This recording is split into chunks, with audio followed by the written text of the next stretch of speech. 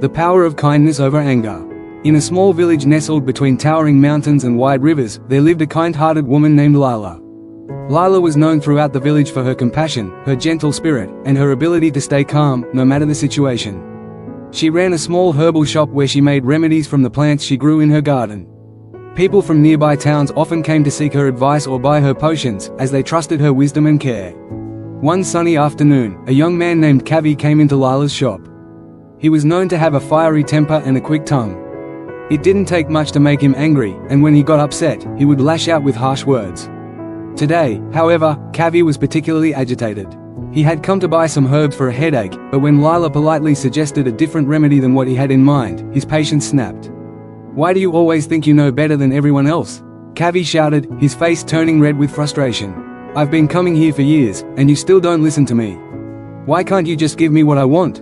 The loudness of Kavi's voice startled the customers who were in the shop, and Lila, too, was momentarily taken aback. But instead of reacting with frustration or anger, Lila simply smiled warmly and spoke gently, her voice calm and soothing. "Kavi, I hear that you are upset, and I understand that you may be frustrated," she said softly. "But shouting at me won't help you find peace. You've come here for a remedy, and I truly want to help you." Kavi, taken aback by her calmness, paused for a moment.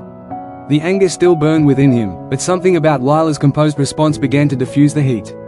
He opened his mouth to argue, but before he could say another word, Lila continued. "I know you're in pain, Kavi," she said with kindness. "When we are in pain, whether physical or emotional, it's easy to let that frustration spill over. But just like the herbs I make, kindness is a healing remedy. If you let go of your anger for just a moment, you might find that the solution you need comes to you more clearly." Kavi stood there, his mind racing. He wanted to argue, but somehow the words didn't come. He had expected a sharp retort, a rebuttal, but instead, Lila's kindness and patience disarmed him. He could feel the tension in his chest start to loosen. Lila gently handed him a small jar of herbs, her eyes never leaving his face. "Take this, Kavi. It will help with your headache. And next time, if you feel angry, try to take a deep breath and remember that anger will only burn you, not me." Kavi stood silently for a moment. He felt the weight of his frustration begin to lift, not because Lila had yelled back or tried to challenge him, but because she had responded with compassion. Her kindness had worked like a salve on his wounded pride. After a few moments of stillness, Kavi nodded slowly, his voice now much softer. "I'm sorry, Lila. I didn't mean to take my anger out on you. I guess I just got carried away." Lila smiled gently. "There's no need to apologize, Kavi. We all get angry sometimes. The key is not letting it control us." Over the next few weeks, Kavi returned to Lila's shop several times. Each time, he found himself calmer, more thoughtful, and more willing to listen. He had not forgotten the lesson Lila had taught him, that responding to anger with kindness is far more powerful than fighting fire with fire. One afternoon, as Kavi was leaving the shop, a man who had been watching the exchange from the doorway stopped him. The man was a well-known troublemaker in the village, and he often tried to provoke others with insults and sharp words. As Kavi walked by, the man sneered at him. "Why do you let her talk to you like that?" the man scoffed. "You should stand up for yourself," shout back. "Don't let people walk all over you." Kavi looked at the man, and for a moment, he felt a surge of irritation. The old Kavi might have taken the bait, ready to lash out with an angry response. But then, something inside him shifted. He remembered Lila's calm and gentle wisdom, and instead of responding with words of anger, he smiled politely at the man. "Everyone has their own way of handling things," Kavi said softly. "For me, kindness works better than anger. You should try it sometime."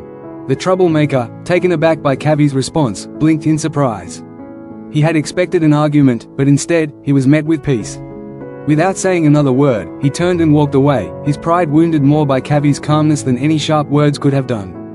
As the weeks passed, Kavi's temper continued to improve. He still felt frustration from time to time, but he learned to pause, to breathe, and to respond with kindness instead of reacting with anger.